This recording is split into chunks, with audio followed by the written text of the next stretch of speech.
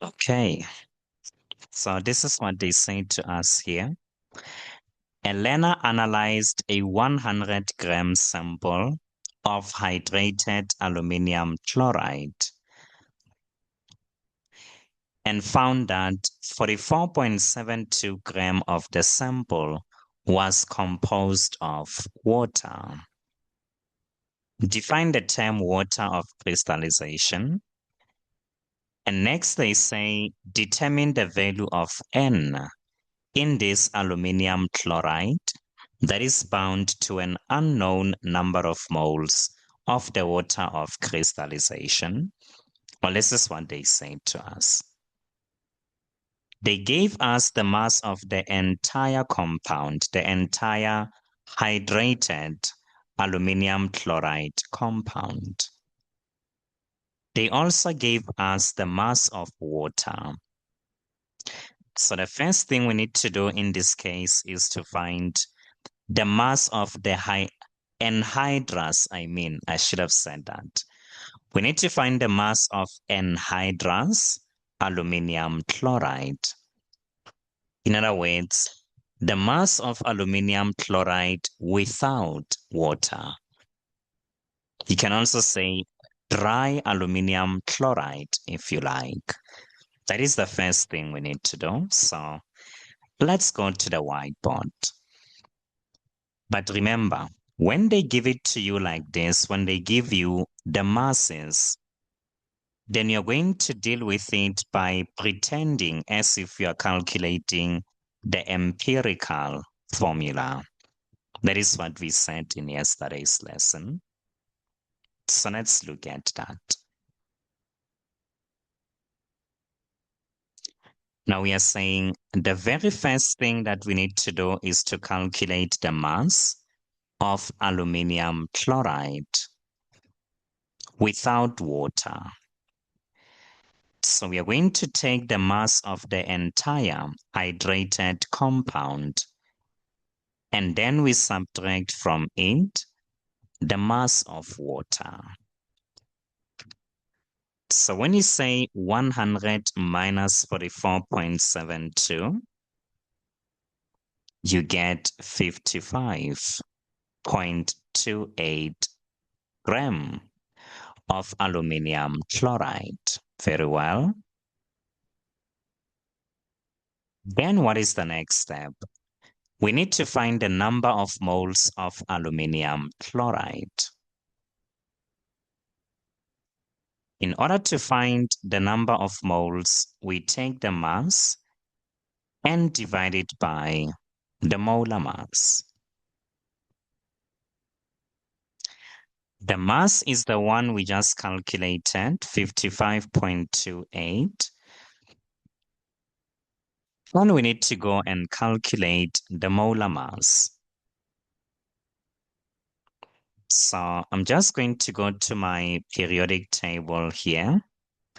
And I'm hoping that you also have your periodic table at hand. The mass of aluminium, the molar mass, is 27 on the periodic table. And here you have 3 chlorine atoms, each with a molar mass of 35.5 grams per mole. So when you now go to your nice calculator and say 27 plus 3 into 35.5, you find that the molar mass will just be 133.5 grams per mole. That is the molar mass of aluminium chloride. And now when you say 55.28 divided by the answer you just got, you get a really long decimal, 0.414082397 moles. This is the number of moles of aluminium chloride. Next, we go to water. We say, well, let us find the number of moles for water. We are still in the same question, so we don't need to write the formula twice. What we need to do is to take the mass of water, which was given to us as 44.72, and we need to divide it by the molar mass, which we will calculate and get as 18. And now when you say 44.72 divided by 18, you're now going to get 2.4844. Well, so many fours. It's recurring. And you say moles. Always write a unit. An answer without a unit, we don't recognize it in physical sciences because we are not just calculating random things. We are calculating physical quantities, and they must be represented in correct units. Then what are we going to do? We put them in ratio form. We now take aluminium chloride and put it in ratio form with water. And we write down the number of moles that we have calculated for each. So this one will just be 2.48. And then you say, well, so many fours. Yeah, we tried. Then we come for this one. 0.41408.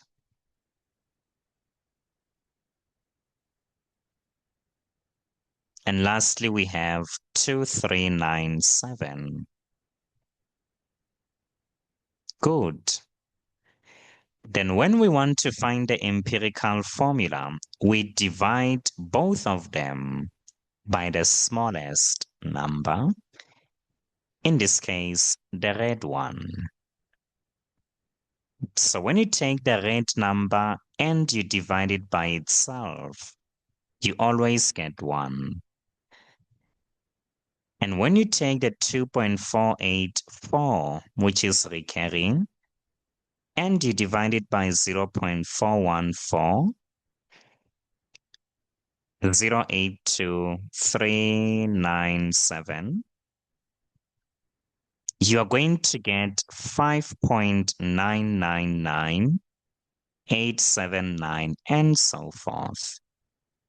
But remember, you need to round it up to the nearest integer, nearest whole number. And so it becomes 6. And the 6 that you get here, that is your number of moles of the water of crystallization. All right.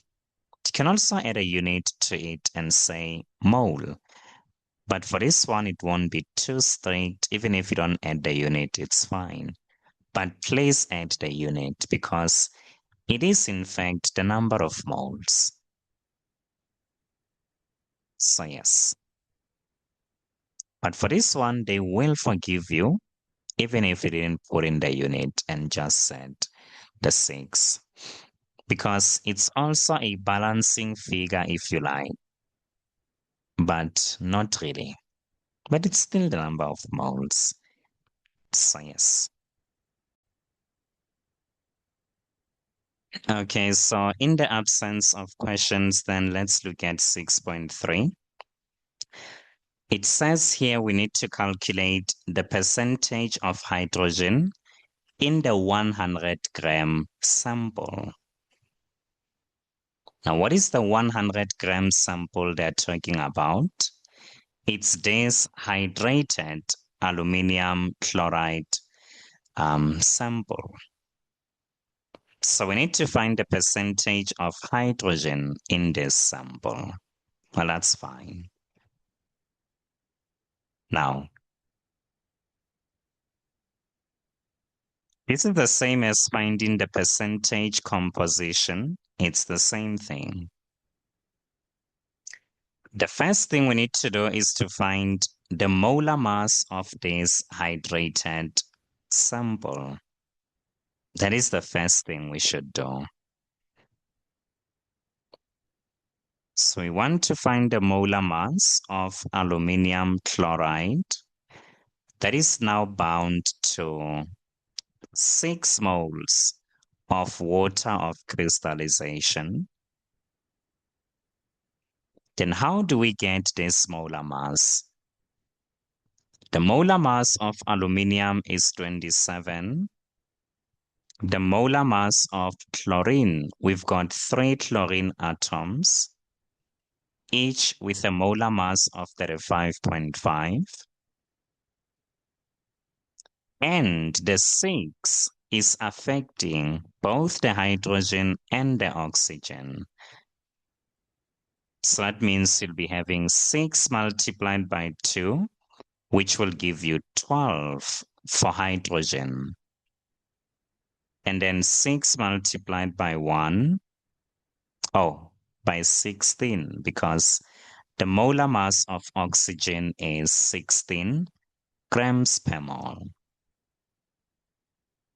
Yes, make sure that you don't forget that the 6 belongs to both of them. 12 hydrogen atoms, 6 oxygen atoms. So when we say 27 plus 3 times 35.5 plus 12 plus 6 into 16, we simply get 241.5 grams per mole. The percentage composition. Now that we know the molar mass of the entire compound, then we can now say, let's find the percentage of hydrogen. So then, how many hydrogen atoms do we have? We've got 12 of them, each one with a molar mass of 1. And we take this and divide it by the molar mass of the entire compound. And we times this by 100. So when you take 12 and divide it by 241.5 and multiply this by 100, you get 4.97%. This is the percentage of hydrogen in the 100-gram sample. That's what the question was asking for. But what if it said calculate the percentage of chlorine, for instance? Well, you still do the same thing. You have 3 chlorine atoms, each with a molar mass of 35.5. And you divide this by the total, the molar mass of the entire compound, and you times everything by 100. And now when you press this into your nice and beautiful calculator, you will get that 44.10% is actually made up of chlorine. And you can do the same for all other compounds here. In fact, not compounds, but elements. All right. Anyone who can read for us the statement?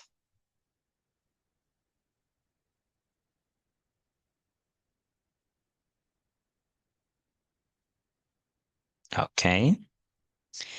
The reaction between calcium carbonate and hydrochloric acid is represented by the balanced equation.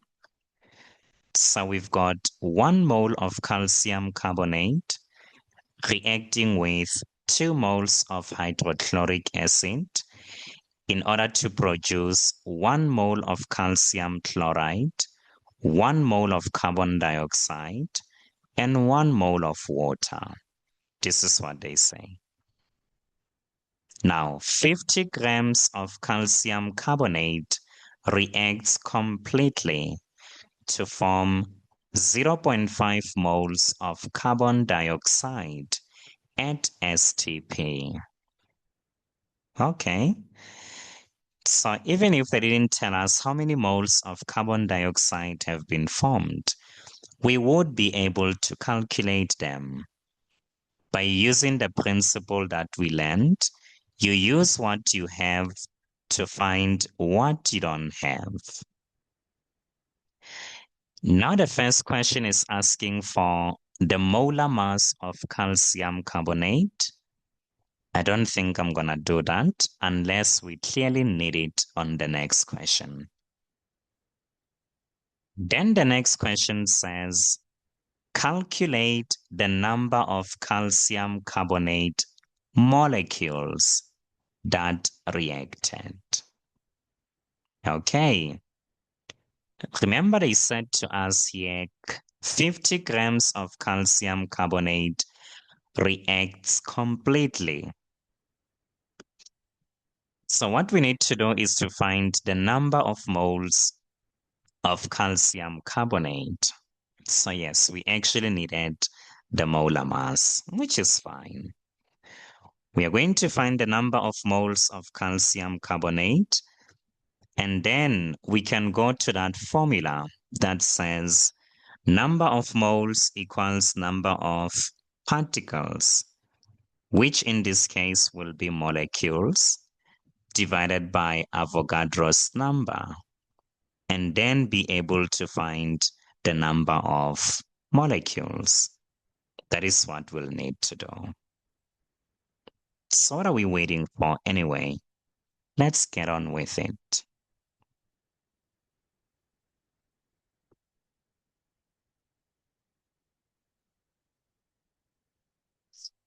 So the first thing we need to do is to find the molar mass of calcium carbonate.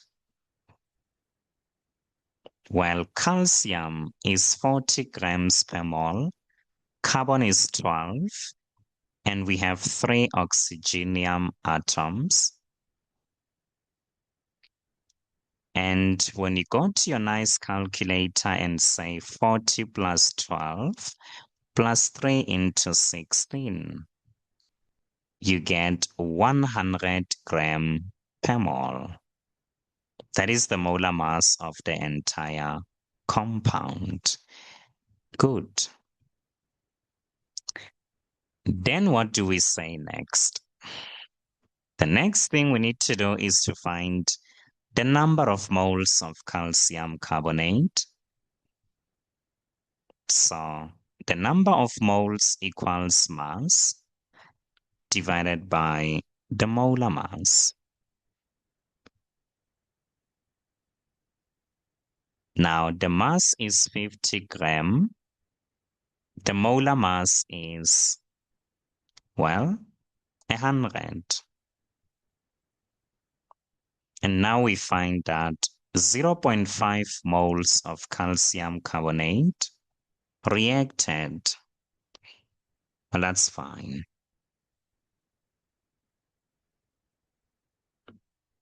Now that we know the moles for calcium carbonate, then we can go to the formula.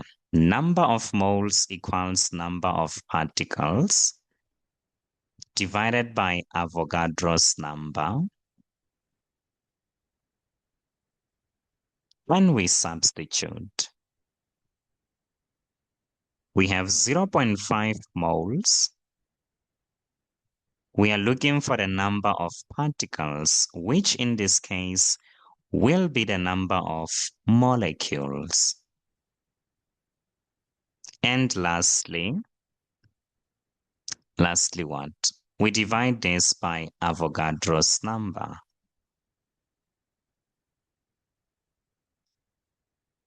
And then when you cross multiply, You say 0.5 times 6.02 times 10 exponent 23. You will get 3.01 times 10 to the power 23 molecules.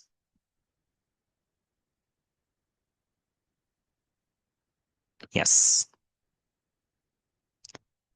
But now, what if they asked you to calculate the number of atoms that are present or the number of atoms that reacted instead of the number of molecules? What would you do? Easy. You go to one molecule of calcium carbonate and you say, how many atoms are there in one molecule of calcium carbonate? And you count them. I have one atom of calcium, one atom of carbon, 3 atoms of oxygen. I've got 5 atoms in total. So this means in order for you to get the number of atoms, you'll just say 5 multiplied by the number of molecules.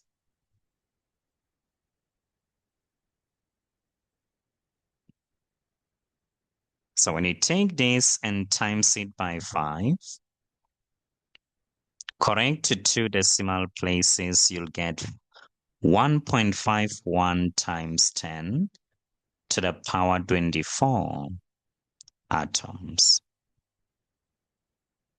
Just remember the difference between molecules and atoms.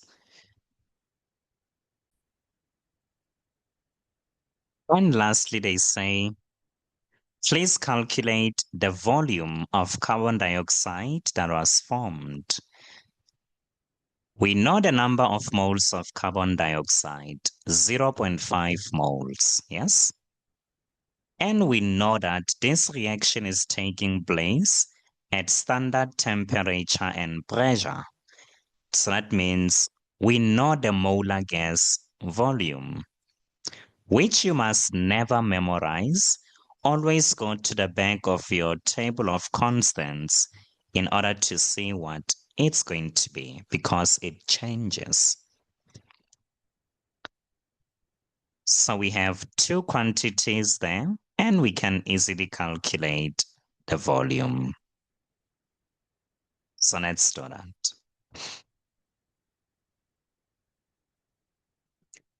So we'll say the number of moles equals volume divided by the molar gas volume, where the number of moles are 0.5, the volume is what we are looking for, the molar gas volume, 22.4 cubic decimeters.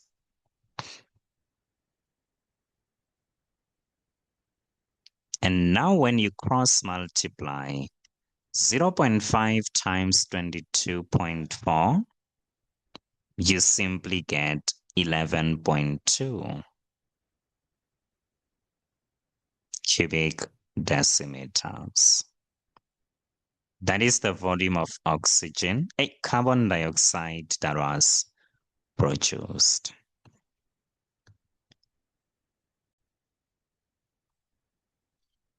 Now let's continue then.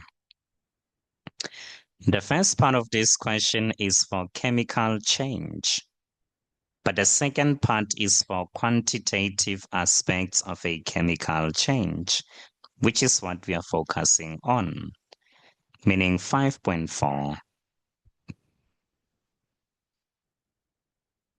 So this is how 5.4 reads. It says 20 grams of copper completely reacts with 250 cubic centimeters of hydrochloric acid solution that has an unknown concentration according to the following balanced equation. Now, while we are still there, they gave us the volume of the hydrochloric acid solution. So my question to you is this the correct unit for the volume? Is this the 250 that we'll be using in our calculations? If not, what should we do to take it to the correct volume? Anyone with an idea on that?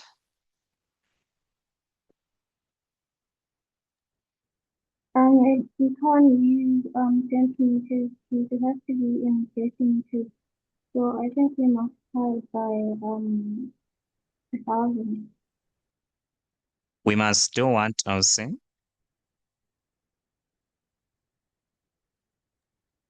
We must multiply the 250 centimeters cubed by 1,000, I think. Okay. Okay, so the reason you gave is correct, but on the conversion part, that's where you went a little, well, confused, I think. So yes, we don't use cubic centimeters. We need to convert it to cubic decimeters, decimeter cubed. And when you move from centimeter cubed to decimeter cubed, you divide by 1,000. You divide, Aussie, you don't multiply. When you move from something small to something big, you divide. Decimeter cubed is bigger than centimeter cubed. Kilograms are bigger than grams. Kilometers are bigger than meters. So you divide every time you move from something small to something big. Thank you so much for being brave and giving it a try, Elsie. I really appreciate that. So we know the mass of copper. We know the volume of hydrochloric acid. We don't know the concentration of the hydrochloric acid. And that's what the first question is asking. Calculate the concentration of the hydrochloric acid solution. Well, in order to calculate the concentration, we are going to use the formula that says concentration equals number of moles divided by the volume. But now we have a problem. The problem is we don't know two quantities, the number of moles and the concentration. But now we know that we can find the number of moles. We can. How can we find the number of moles? By using what we have in order to find what we don't have.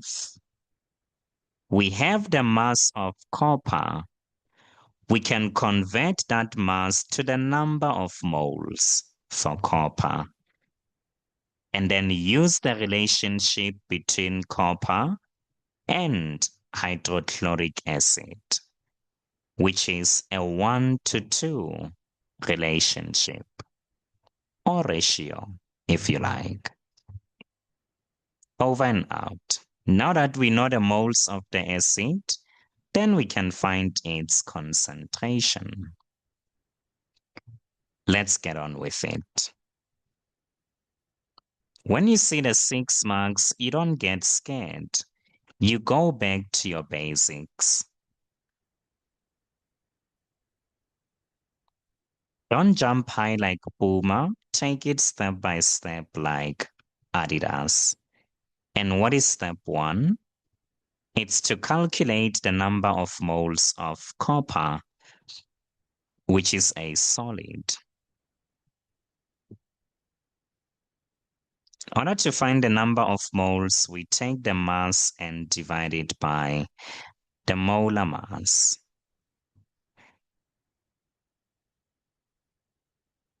All right. Now, what is the mass of copper? It's given to us as 20 grams. What about the molar mass? We go to the periodic table. The molar mass of copper is 63.5 grams per mole. And so what do we get as the number of moles? We get a very long decimal, really. So it's going to be 0.31. And then we say 496. You don't round off anything. You only round off the final answer. That's very important. 606299. And then you say moles. Well, this is what we say. These are the number of moles for copper. Then what is the next step?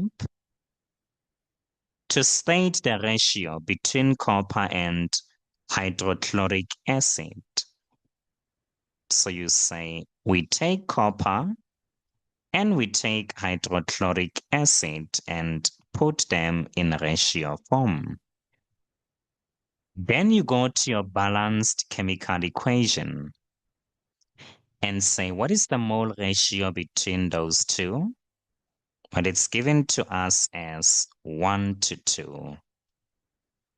But what's the meaning of this 1 to 2? It means if you have 0.31, 4960, 6299 moles of copper, then how many moles of the acid will you have? Easy. You just multiply this by 2. So you get 0.62, 9921, and then you say 2598. These are the number of moles of the acid. And now that you know the number of moles of the acid, well then, you can go to the concentration. So you'll say the concentration of your acid is defined as the number of moles divided by the volume. This is what you will say. Well, we are looking for this concentration, that's true. So now we can just find the ratio of those two. The number of moles is 0.6299, 2125, 98. And the volume. The volume is given to us as 250 cubic centimeters. We need to divide that by 1,000. Anyone who can tell us how much do we get when we divide the 250 by 1,000? Any idea? 0.25 decimeter cubed. 0.25 decimeter cubed. Are you using Bluetooth devices, Aussie? Are you connected to Bluetooth? Yes, sir. Yes, you should know that Zoom is not really compatible with Bluetooth devices. Yes, you can hear me, it's good, but when it comes to me hearing you and the rest of everyone in class, no, they won't hear you well. I was also struggling to hear you. I had to squeeze my ears. So it doesn't really cope well for Bluetooth devices. But nevertheless, thank you so much for the response. So now when you divide those two together and convert your answer to 2 decimal places, you get 2.5 2 mole per cubic decimeter. Oh, I wanted to ask you what's the unit of concentration, but I guess I'm too forward. Here I am giving it to you. But that's not a problem. You use what you have in order to find what you don't have. Over and out.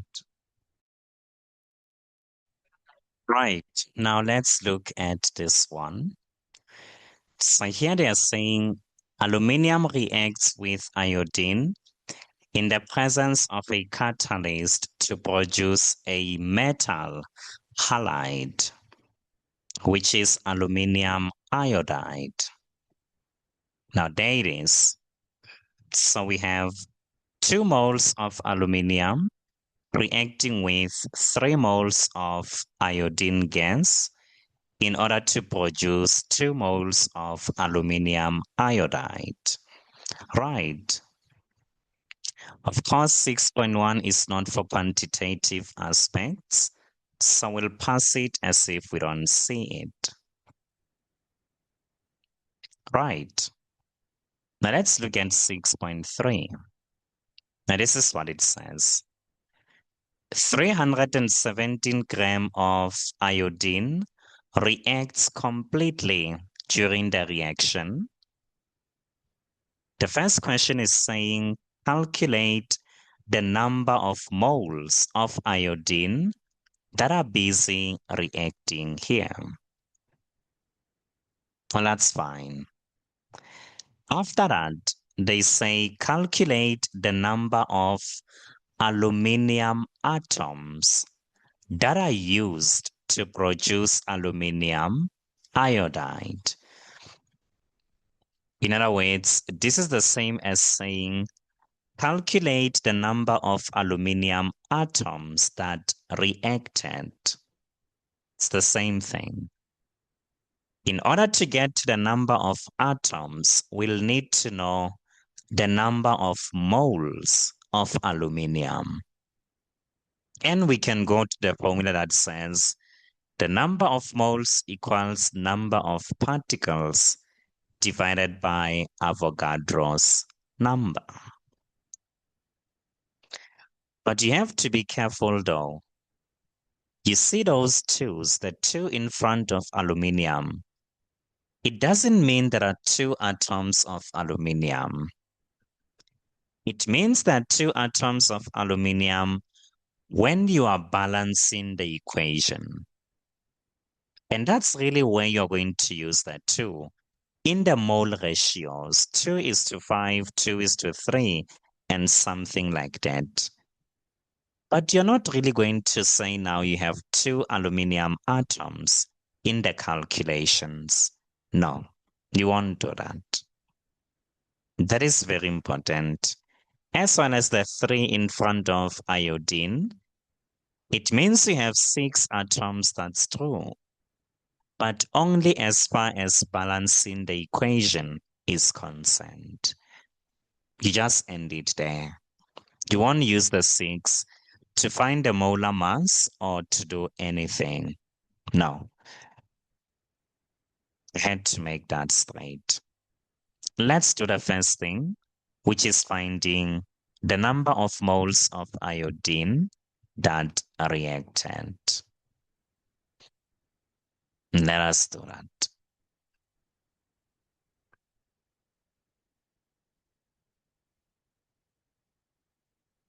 So we want to find the number of moles of iodine gas. We are given the mass, so we need to divide it by the molar mass. And now we can come and say the mass that is given to us is 317.5. Then now we can go to the periodic table and say, well, what is the molar mass of iodine? It's 127. But remember, we have 2 iodine atoms.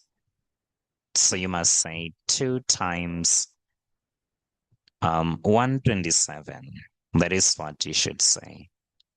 You see, we didn't say 6 times 127. You don't use the 6 that way. All right. Then now you have your 317 divided by 254. And you will find that the number of moles of iodine gas will be 1.25 moles. In this case, the first question was asking for the number of moles, and you take it to 2 decimal places. But in the questions that follow, you are now allowed to use the 1.25. All right? But if it was just a single question that said, calculate the number of aluminium atoms that reacted, you are not going to round this off. But this is in an independent question. And we are allowed to use it in the next question. It's what they call positive marking, I think.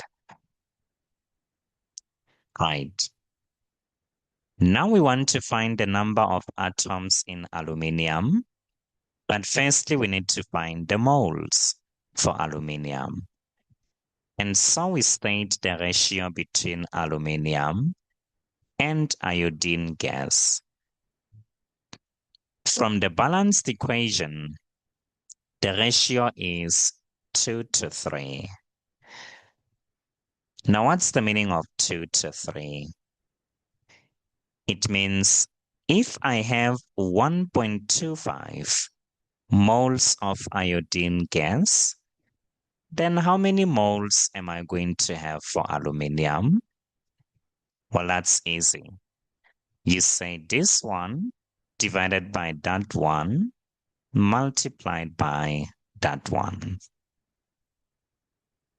1.25 divided by 3 multiplied by 2. Well, in this case, you write all the decimals.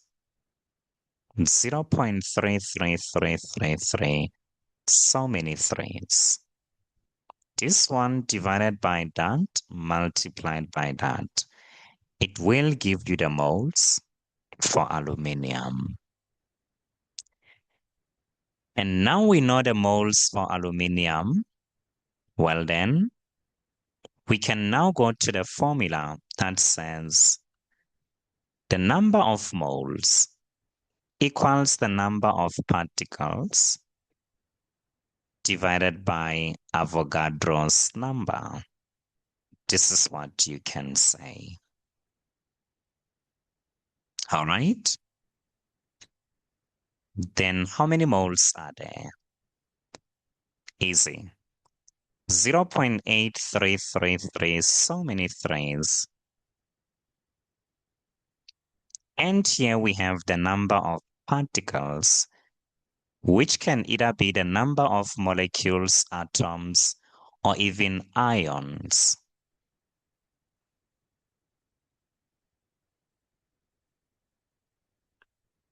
And now we can cross multiply.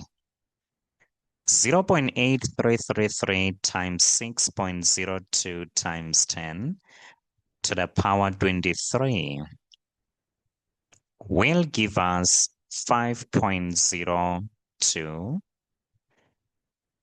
times 10 to the power 23 atoms. Not molecules, but atoms. Why am I saying atoms? Let's go back to the picture.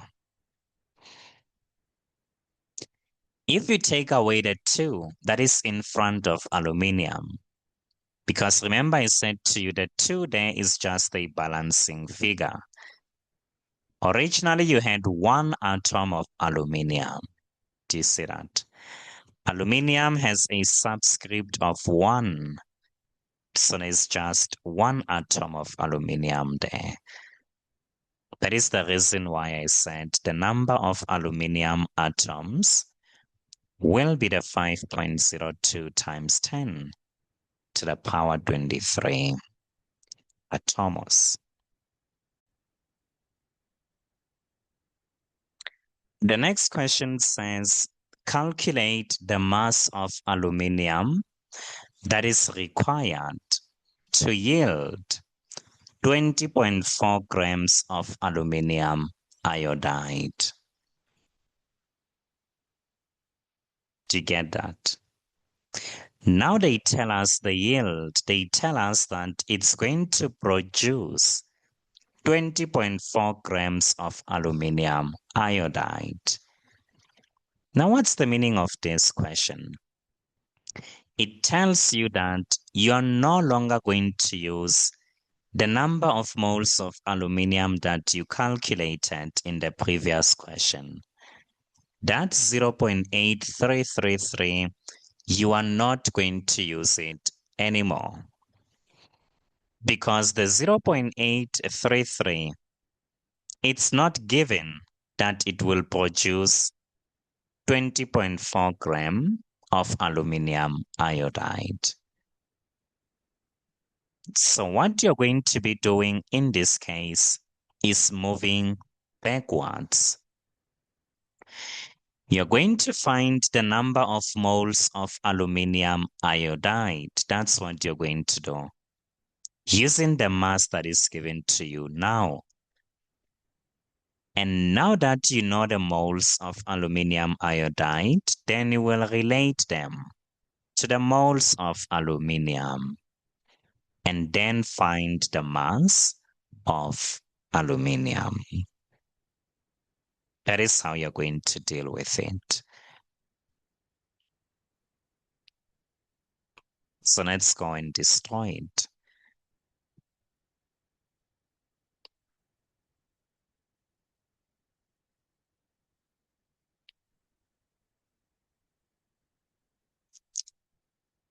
I'm saying we need to find the number of moles of aluminium iodide.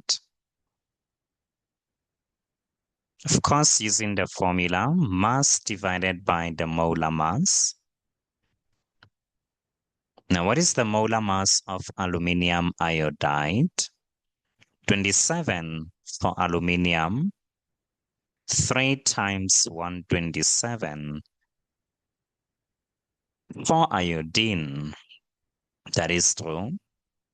So when you say 27 plus 3 times 127, you get 408.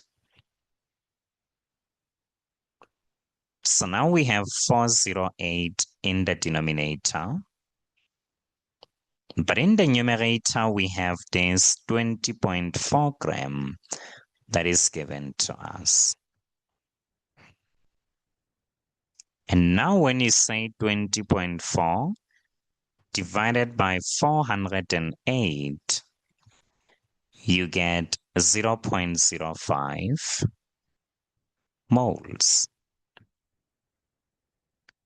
These are the number of moles of the product. Then we now state the relationship between aluminium itself and aluminium iodide. You can write it as 2 to 2, that's fine, because that's what is given to you in the balanced chemical equation. But 2 to 2 is exactly the same as 1 to 1. Think of it. Makes a lot of sense. So then the number of moles will actually be equal if the ratio is 2 to 2 or 1 to 1, as we have simplified it. Now we know the number of moles of aluminium. Well, then it's now easy to find its mass. So we say number of moles of aluminium are defined as the mass divided by the molar mass. That is what we say. And if I may substitute there, then the number of moles are 0.05. The mass is what we are looking for. And the molar mass of aluminium is 27.